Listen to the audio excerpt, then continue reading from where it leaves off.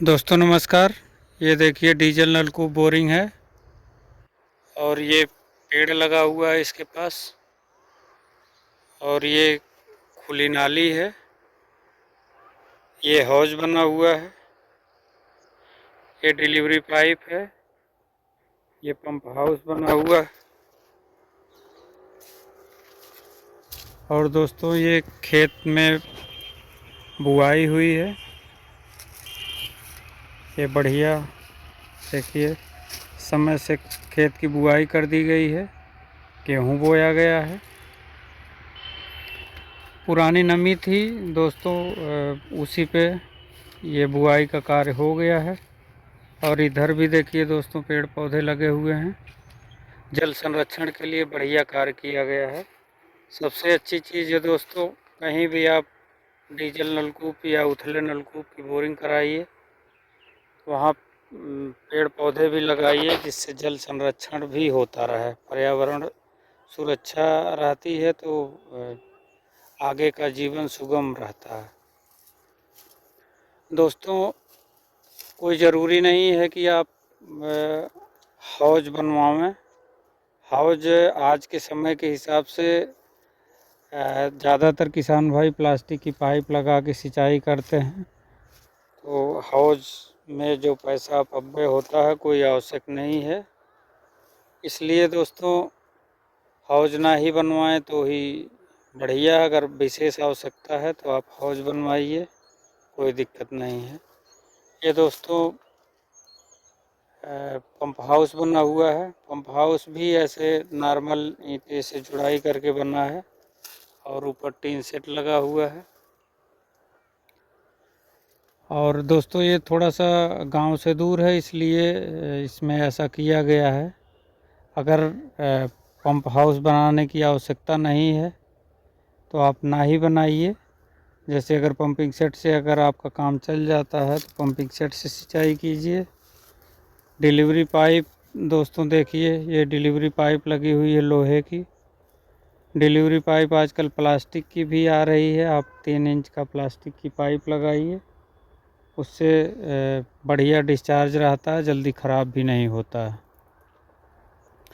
और दोस्तों जो बोरिंग है डीजल नलकूप या उथले नलकूप की बोरिंग, ये 110 mm PVC पाइप इसमें यूज होता है और स्टेटा के हिसाब से पाइप लगाया जाता है। सबसे पहले दोस्तों जहाँ भी आप बोरिंग करवाना है उसके स्थान का चयन कर लीजिए। आसपास देख लीजिए कितना दूरी पे दूसरी बोरिंग है, उसमें स्टेटा कितना है। इससे आपको एक अनुमानित लागत का पता लग जाता है कि कितना सामान लगेगा, कितना लागत लगेगी। उस हिसाब से आप कार्य करिए। अच्छे मिस्त्री का चयन करिए जिनके पास अच्छा सेट हो और अच्छी गैंग हो। उनसे जो है बोरिंग का कार्य कराएंगे तो आप बहुत आसानी से हो जाएगा और कम खर्च भी लगेगा। अगर आपको स्टेटे का पता नहीं चल पा रहा है तो आप रिमोट सेंसिंग एप्लीकेशन सेंटर है, उसके माध्यम से आप कुछ शुल्क जमा होता है, आप उससे जांच करा लीजिए कितना नीचे पानी है, उसी हिसाब से बोरिंग का कार्य कराइए। बोरिंग का कार्य कराने के लिए दोस्तों सबसे पहले जो है 5x4x3 फीट का गड्ढा खुदाई का कार्य किया जाता है। गड्ढा खुदाई कार्य करने के बाद उसमें पानी की व्यवस्था किया जाता है। पानी की व्यवस्था करने के बाद मिस्त्री बोरिंग का सेट लगाते हैं। बोरिंग का सेट लगा करके छिद्रण का कार्य करते हैं, यानी ड्रिलिंग का कार्य किया जाता है। ड्रिलिंग का कार्य करने के बाद दोस्तों जब स्टेटा मिल जाता है उसके बाद पाइप जाम किया जाता है। पाइप जाम करके उसके बाद होल की सफाई की जाती है। होल की सफाई का कार्य करने के बाद सेंट्रीफ्यूगल पंप यानी पंखा लगा करके टेस्टिंग का कार्य यानी डेवलपमेंट का कार्य किया जाता है, जिसको ट्रायल भी बोलते हैं। ट्रायल करने के बाद उस पर बोरिंग को ढक करके छोड़ देते हैं। उसके बाद जब हमें आवश्यकता होती है तो पंखा लगा करके यानी सेंट्रीफ्यूगल पंप लगाकर सिंचाई का कार्य किया जाता है। अब दोस्तों जैसे ये गेहूं की फसल मतलब गेहूं की फसल के लिए ये बीज की बुआई हुई है।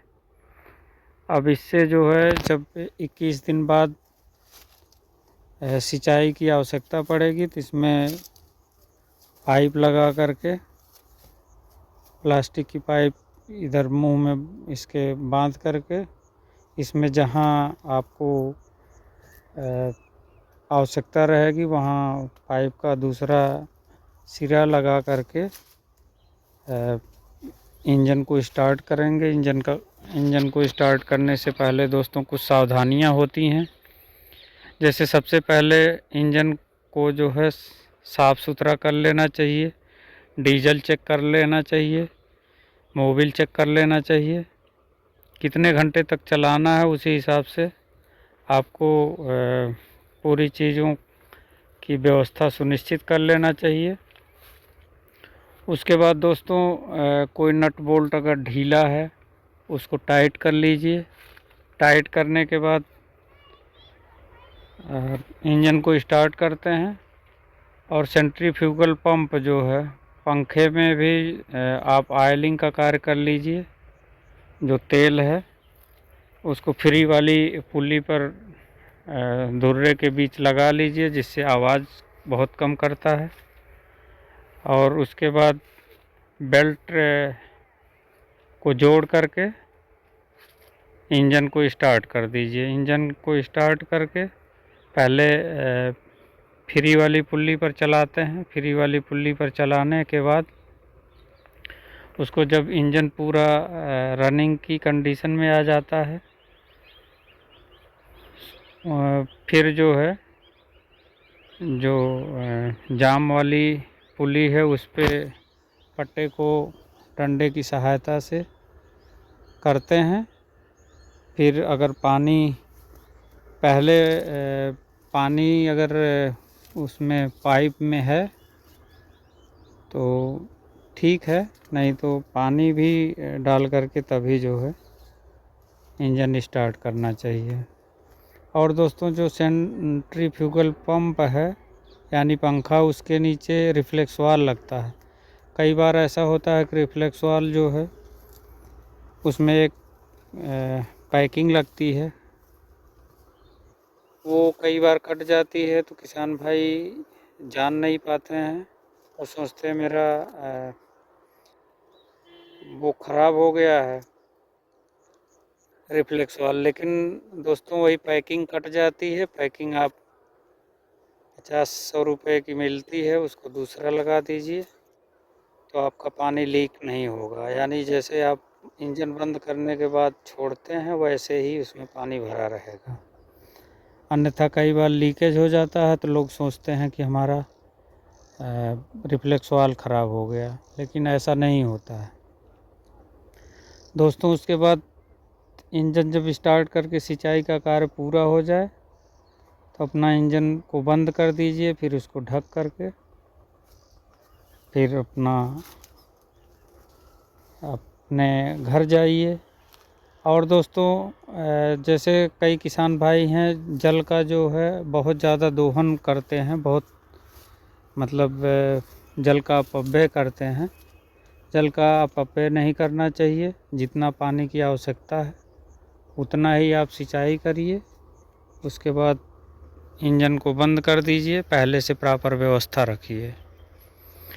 दोस्तों इस तरीके से जो बताया गया अगर आप उन चीज़ों का ध्यान रखेंगे तो आपको बहुत आसानी से आपका सिंचाई का कार्य भी हो जाएगा और आपको इंजन की काफ़ी समय तक जो है कोई दिक्कत नहीं होगी इंजन में। दोस्तों इस वीडियो में इतना ही। चैनल का नाम है इंजीनियर 1977। चैनल को लाइक कीजिए, सब्सक्राइब कीजिए। जय हिंद, जय भारत, जय जवान, जय किसान, जय विज्ञान।